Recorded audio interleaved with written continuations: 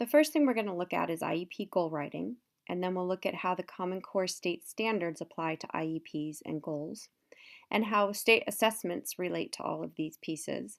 And then lastly, we'll be taking a look at the Special Education Information System, otherwise known as SAIS, that many of our surrounding school districts use. So the first thing I want to touch on when we're writing goals is we want to think about writing SMART goals. And SMART is an acronym that stands for goals that are specific, they are measurable, meaning that we can collect data on how the student is progressing. They're attainable, meaning the student can realistically meet the goal in a year. They're relevant to the student's progress in education. And also they're time-bound. There's a date saying that when the goal will end. So this goal frame has been created, and these are all the things that you need to include in a SMART goal. So you have to look at a condition. Given what, under what conditions will the task be presented to the student? Behavior, what will the student do? Accuracy, how much will the student do? Consistency, how often will the student perform the task? And how will you assess it or measure it? So here's a good example. If you look at these three different goals, each one is missing a piece from those SMART goals. So you can pause here and go back to slide 2 and look at what the acronym SMART stands for. And I'll give you a moment to look at these.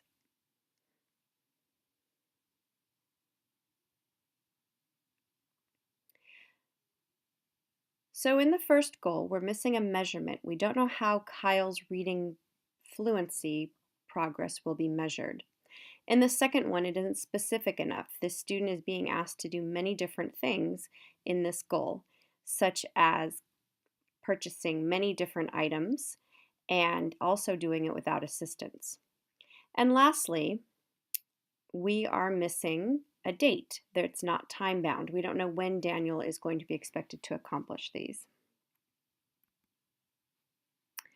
So when we're looking at goal writing to the California state standards and the ELD standards, what we need to remember is that Common Core standards are very broad and they have several methods of mastery, which is a plus for students in special education.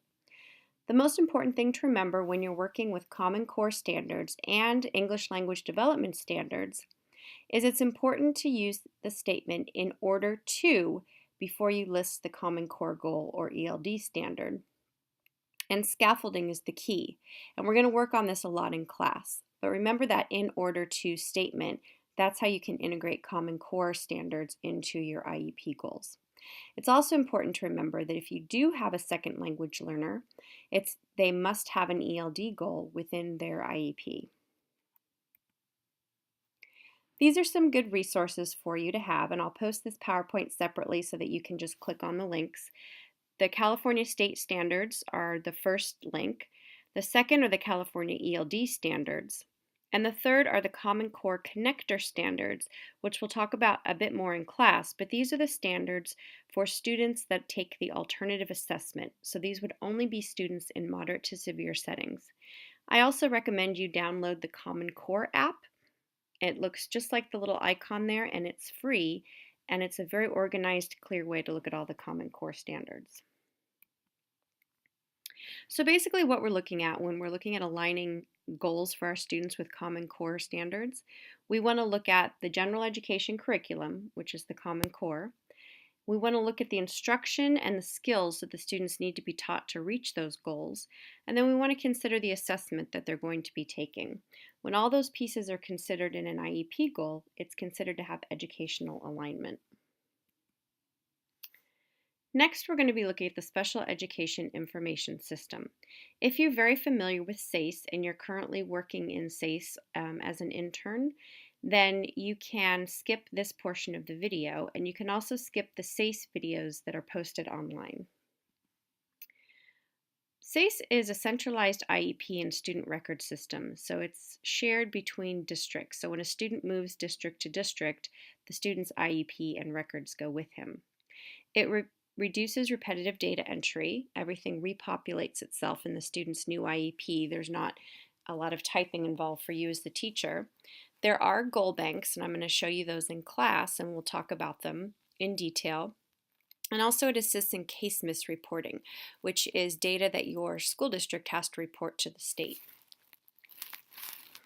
The website for SACE is sace.org, and it gives you caseload information on all your students, and it also gives you meeting alerts about when your students' IEPs are due. The district that you get hired with will manage your caseload names. You can't add or delete students. Someone at the district office is an administrator and will do that for you. You have the student's current IEP that you can pull up at any time. And then you also have something called a future IEP, which is basically a blank IEP with just demographic information.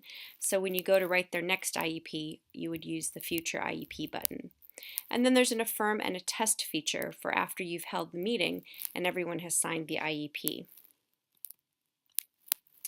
In the Future IEP button, you can look at student goals and enter goals, and then also you can do progress reporting within the Future IEP and send home information to the parents on how the students are doing on their benchmarks or objectives.